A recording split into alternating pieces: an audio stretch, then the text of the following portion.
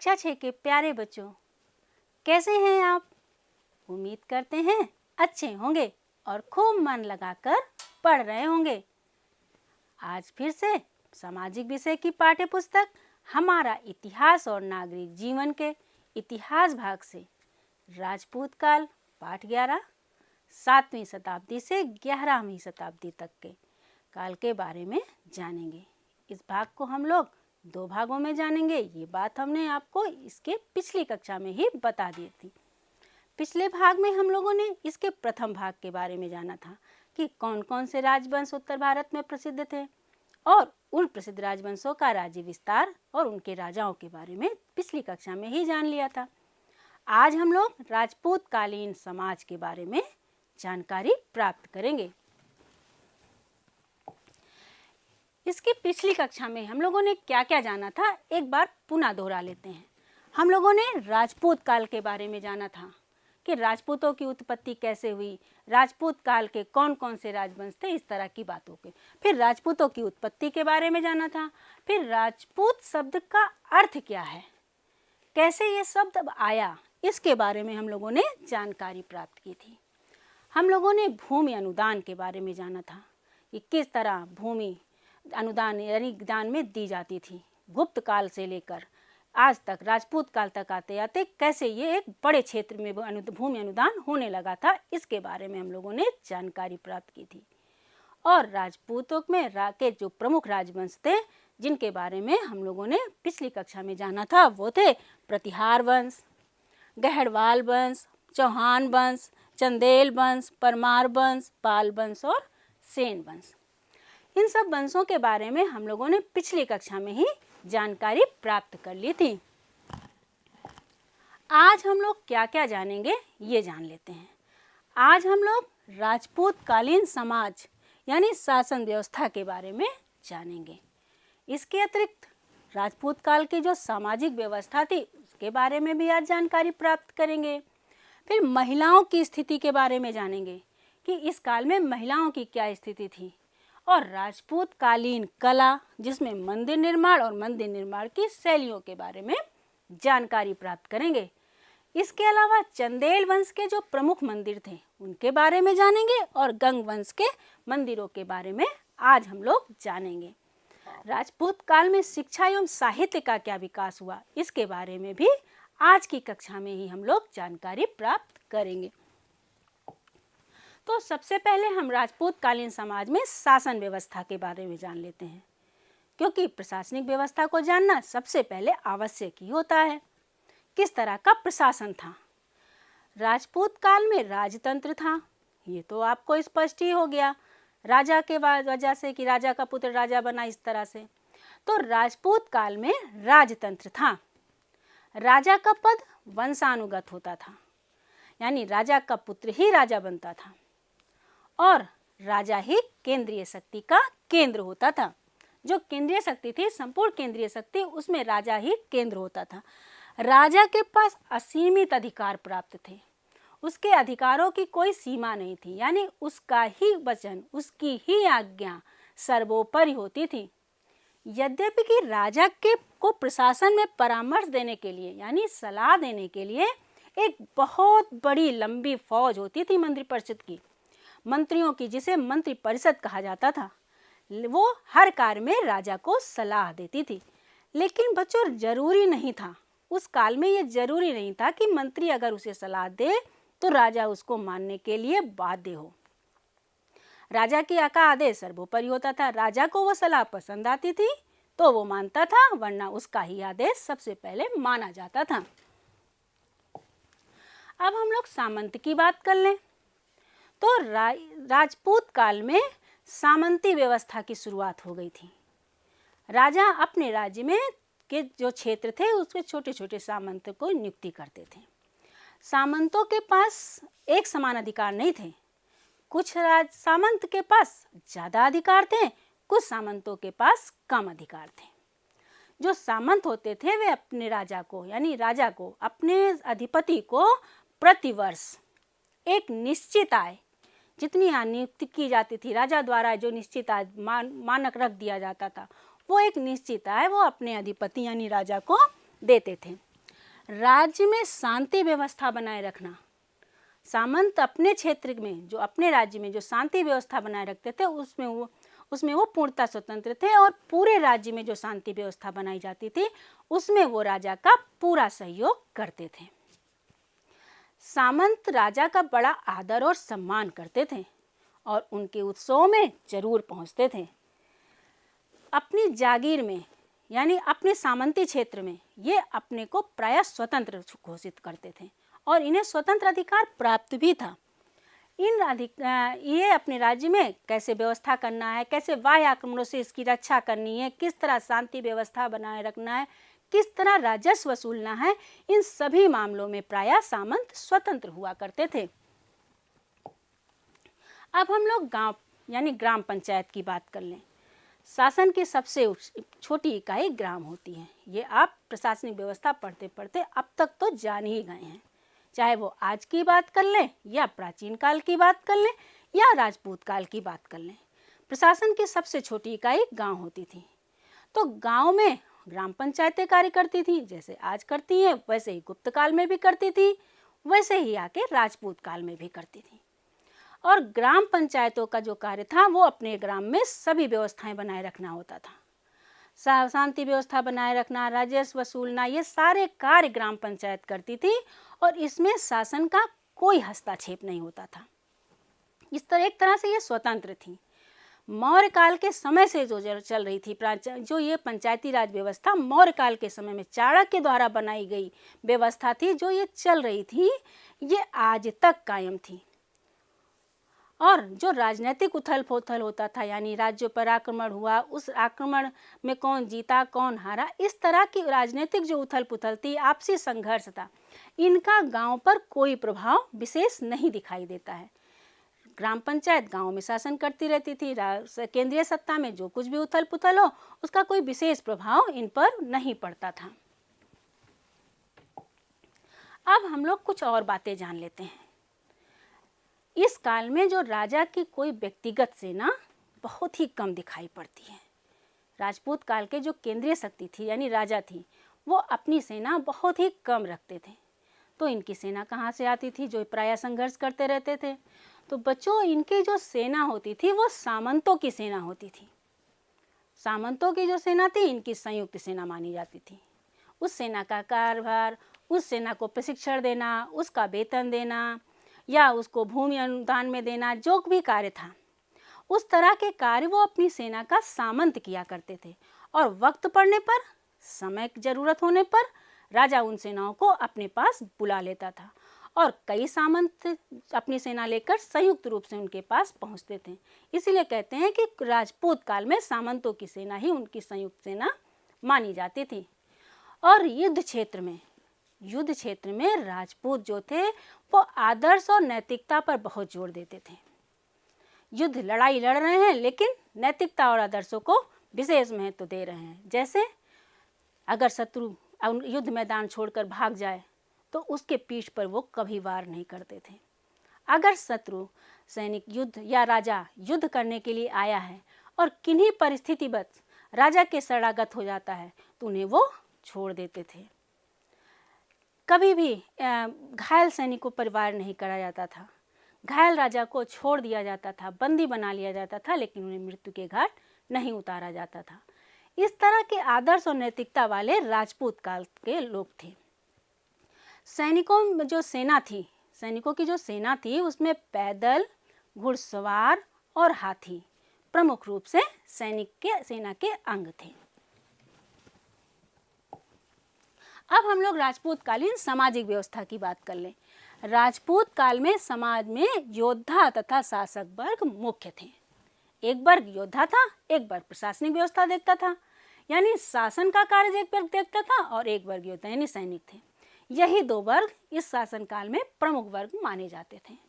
राजपूतों में साहस, आत्मसम्मान तथा आतिथ्य का भाव था। जो राजपूत थे वो साहसी थे, आत्मसम्मानी थे, और जो अतिथि यानी अतिथि का बहुत ही सत्कार करते थे। अतिथि देवो भव की परंपरा इन्होंने प्राचीन काल में जो हमारे देश में पड़ी, ये अभी तक कायम रखे हुए थे। इनकी एक विशेष बात थी, प्राण जाए पर वचन न जाए, जैसी आन शान की सोच विकसित थी राजपूत काल में। इसका अर्थ है अपनी जबान पर, अपनी बात पर ये अपनी जान तक न्यौछावर कर देते थे। आन बान शान के लिए अपनी मृत्यु तक को ये प्राप्त कर लेते थे, लेकिन इस अपने वचन पे, अपने आन पे आन और शान को कभी मिटने नहीं दिया। इनकी गुण गाथाएं इस काल तक आते आते खूब सारी गाई जाने लगी। इस काल के लोग धनी, जो धनी वर्ग था, वो कीमती वस्त्र पहनता था, बहुत सारे आभूषण गहने धारण करता था, लेकिन जो साधारण जनता थी उसकी वेशभूषा भी साधारण थी। इस समय तक आते आते जो समाज में वर्ण व्यवस्था थी वो बड़ी ही कठोर हो गई थी, जिसके कारण लोगों की मानसिक सोच संकुचित यानी छोटी होने लगी थी। वर्ण व्यवस्था कठोर होने लग के साथ साथ लोग अपने वर्ण में ज़्यादा महत्व देने लगे थे। जो वैदिक काल में वर्ण व्यवस्था हमारी थी, यानी कि जिसमें लचीलापन था, वो यह समय तक आते आते समाप्त हो गई थी। अब हम लोग राजपूत काल की महिलाओं की स्थिति के बारे में जान लेते हैं। महिलाएं, इस काल में जो महिलाएं थीं उन्हें स्वतंत्र अधिकार प्राप्त, स्वतंत्रता का अधिकार उन्हें प्राप्त था, लेकिन बाल विवाह और सती प्रथा जैसी प्रथा का प्रचलन था। इसके साथ साथ विधवा विवाह वर्जित था। महिलाओं को कई सारे सामान्य अधिकार भी प्राप्त थे, यहाँ तक कि महिलाओं को संपत्ति में भी अधिकार दिए गए थे। अब हम लोग सबसे जो बात है वो राजपूत काल की कला की बात करते हैं। कला में राजपूत काल का अग्रिम स्थान रहा ही है। अभी तक हमने पिछले भाग में ही देखा था कि राजपूत काल में कितने अच्छे अच्छे मंदिर बने थे।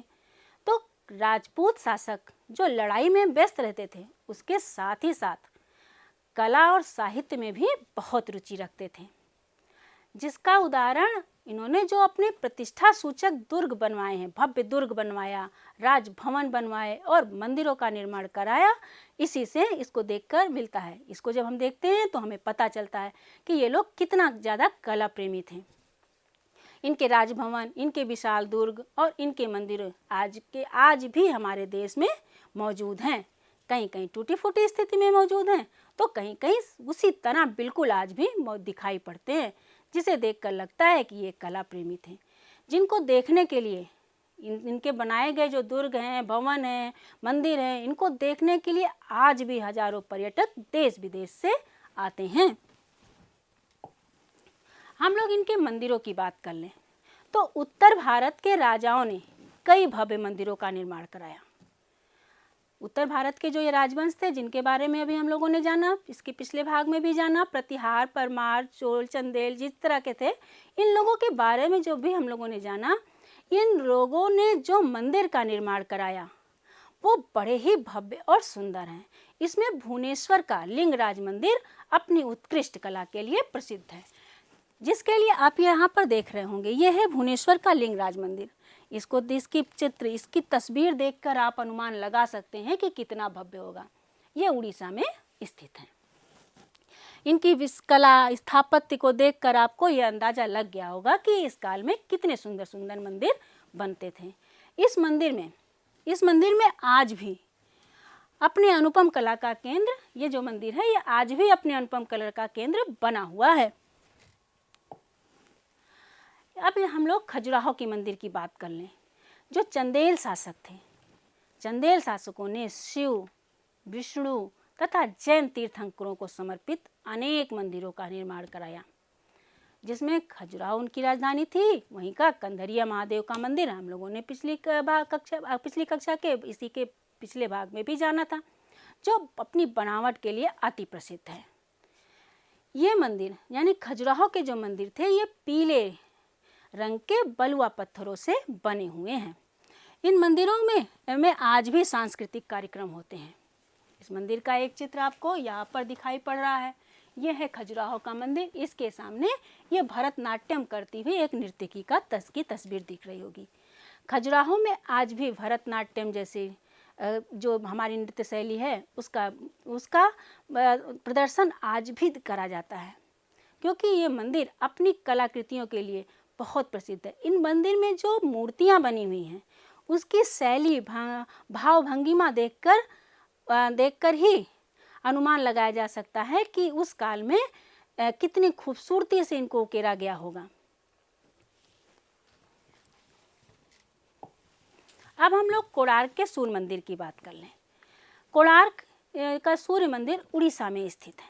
इसे गंग वंश के जो नरसिम्हा प्रथम नाम के शासक ने बनवाया था।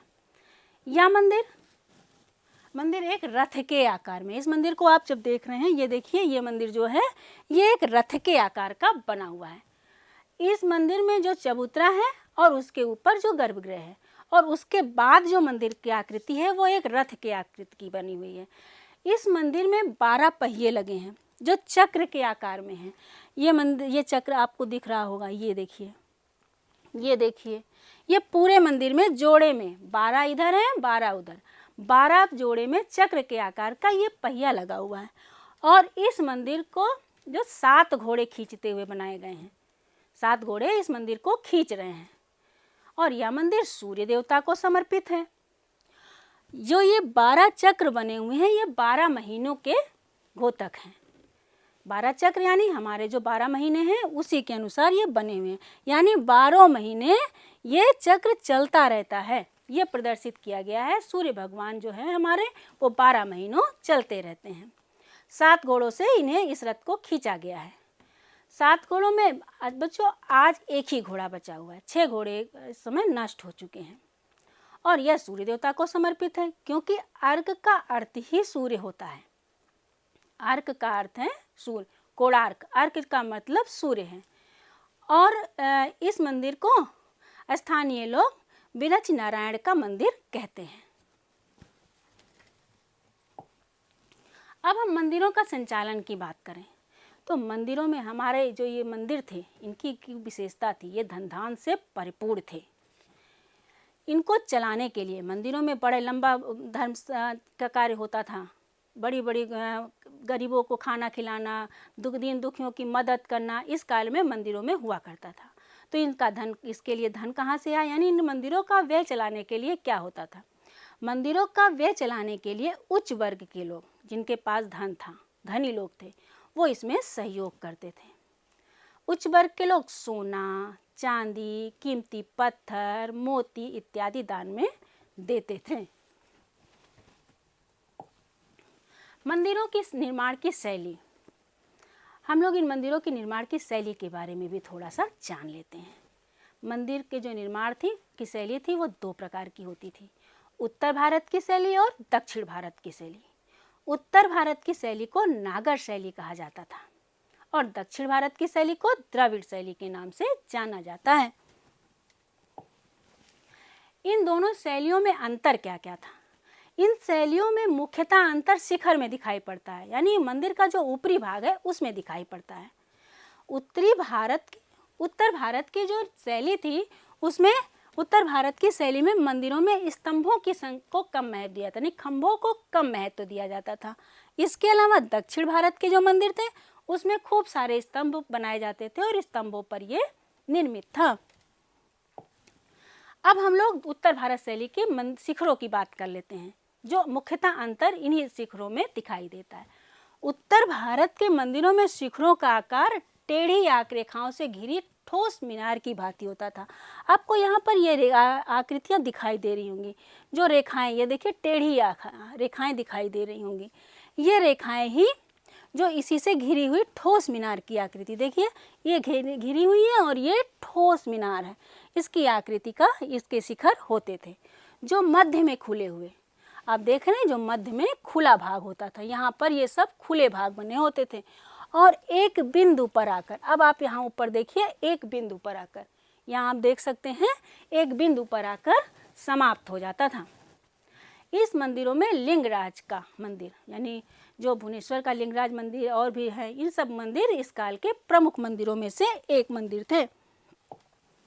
अब हम लोग दक्षिण भारत की शैली की बात कर लें। दक्षिण भारतीय शैली के शिखर पिरामिड के आकार के होते थे। आप देख रहे हैं ये चीज़, आप देखिए ये क्या है, पिरामिड के आकार के होते थे। इसमें कई खंड थे, देखिए 1 खंड, 2 खंड, 3 खंड, 4 खंड, इस तरह से इसमें कई खंड होते थे। और खंडों की विशेषता यह थी कि क्रमशः ऊपर की ओर अपने नीचे से छोटे होते जाते थे। देखिए ये बड़े, ये छोटे, फिर इससे छोटा, फिर उससे छोटा, फिर उससे छोटा। तो ये इसकी विशेषता थी कि अपने नीचे से जो नीचे का खंड होता था उससे ऊपर वाला खंड उससे छोटा, उससे ऊपर वाला खंड उससे छोटा, और सबसे ऊपर जाके जो खंड छोटा हो जाता था और ये गोलाकार हो जाता था। ये इस मंदिर के शिखरों की खास विशेषता थी। अब हम इनकी शिक्षा की बात कर लें तो राजपूत काल में शिक्षा का भी खूब विकास हुआ। राजपूत काल के समय में आश्रमों, पाठशालाओं और विश्वविद्यालयों में शिक्षा दी जाती थी। इस समय जो कौन कौन से महत्वपूर्ण विश्वविद्यालय थे इसके बारे में हम लोग जान लें तो नालंदा विश्वविद्यालय इस काल का प्रमुख विश्वविद्यालय था। विक्रमशिला, उज्जैनी, कन्नौज, काशी और धाना नगरी इस काल के प्रमुख शिक्षा के केंद्र थे। ये आपको जो तस्वीर दिख रही है ये आपको नालंदा विश्वविद्यालय की तस्वीर दिखाई पड़ रही है। अब हम लोग इनके साहित्य की बात करें तो साहित्य के क्षेत्र में भी इन लोगों ने खूब विकास किया। संस्कृत साहित्य में तो इनका बहुत जबरदस्त विकास रहा। राजपूत काल में नाटक, काव्य और ग्रंथ लिखे गए। ये सभी संस्कृत भाषा में लिखे गए। इन ग्रंथों की में जो प्रमुख ग्रंथ दिखाई पड़ते हैं वो हैं राजशेखर की बाल रामायण। बच्चों ध्यान से सुनिएगा, किस पुस्तक के लेखक कौन थे। हो सकता है आगे के प्रश्नों में हम आपसे इस प्रश्न के उत्तर पूछ लें, तो इसको जरा सा ध्यान से मन लगा के सुनिएगा। जैसे राजशेखर ने बाल रामायण की रचना की, भारवी ने किरात अर्जुनियम की रचना की। उसके अलावा माघ का शिशुपाल वध जो एक नाटक था, और कल्हड़ की राजतरंगिणी ऐतिहासिक ग्रंथ था, और जयदेव का गीत गोविंद काव्य था। ये तो हो गई संस्कृत साहित्य की बात। इस काल में क्षेत्रीय भाषाओं के भी ग्रंथ लिखे गए, जैसे हिंदी में लिखे गए, बंगाली में लिखे गए, मराठी में लिखे गए, उड़िया में लिखे गए, गुजराती में लिखे गए। इस तरह के और भी क्षेत्रीय भाषाओं में इस काल के ग्रंथ लिखे गए। जो पृथ्वीराज रासो है, पृथ्वीराज तृतीय चौहान का जिसमें वर्णन है, वीर गाथा काव्य है, जो उनके मित्र चंद्रवरदाई ने लिखा था, वो हिंदी में लिखा गया ये हिंद काव्य ग्रंथ था। तो आपने देखा कि इस काल में संस्कृत के साथ साथ अनेक ग्रंथ भाषाओं में भी रचनाएं की गई थी। तो आज हम लोगों ने क्या क्या जाना, यानी इस पाठ में हम लोगों ने क्या क्या जाना, एक बार इसको दोहरा लेते हैं।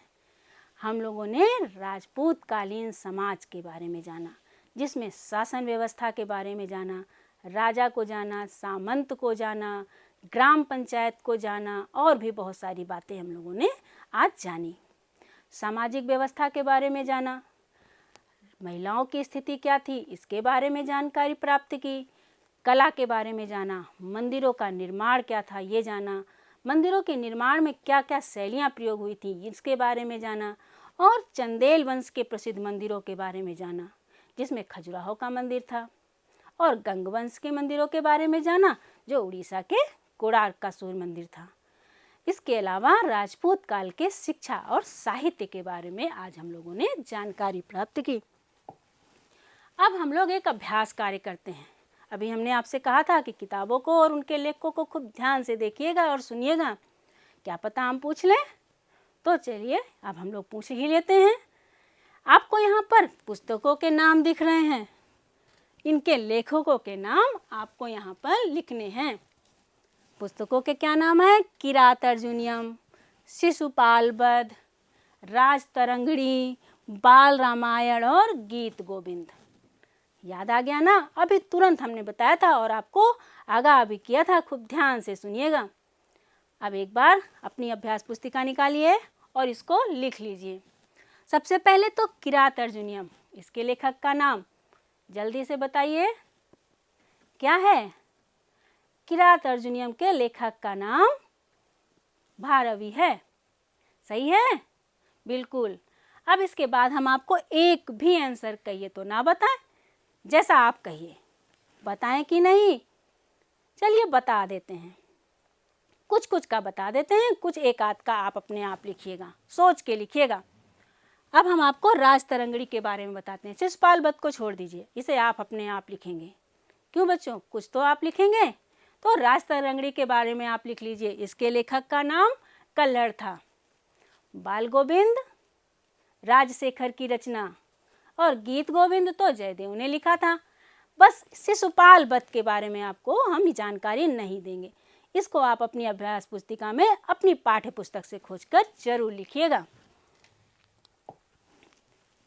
अब एक प्रोजेक्ट कार्य है, उत्तर भारतीय मंदिर तथा दक्षिण भारतीय मंदिरों का एक रेखा चित्र बनाइए। उसके जो शिखर हैं उसके रेखांकित करिए, चित्र बनाइए। गलत सही टेढ़ा मेढ़ा जैसा आपकी मर्जी, किसी की मदद आप नहीं लेंगे, अपने आप बनाइए और उसके मध्य के अंतर को एक सूचीबद्ध कीजिए, जिससे कि आपको ये पता चले कि इन मंदिरों की क्या क्या विशेषताएं हैं, इनके शिखरों में क्या अंतर हैं। जल्दी से अपनी अभ्यास पुस्तिका में ये प्रोजेक्ट कार्य कर लीजिए। अब आपको हम एक और गतिविधि कराते हैं जो आपकी पाठ्य पुस्तक में तो नहीं दिया गया है, इसकी कवर पृष्ठ पर दिया गया है। इतना कार्य करने के बाद आपस में आप बैठिएगा और एक गतिविधि कराइएगा, जोरदार गतिविधि। अपना कवर पृष्ठ खोलिए, अपनी पाठ्य पुस्तक का कवर पृष्ठ, ये पृष्ठ देखिए, ये वाली पृष्ठ, इस पृष्ठ का ये पीछे का भाग खोलिए और इसमें जो आपका ये भाग दिया गया है इसको ध्यान से देखिए। देख लिया? अब आप इस पे गौर करिएगा।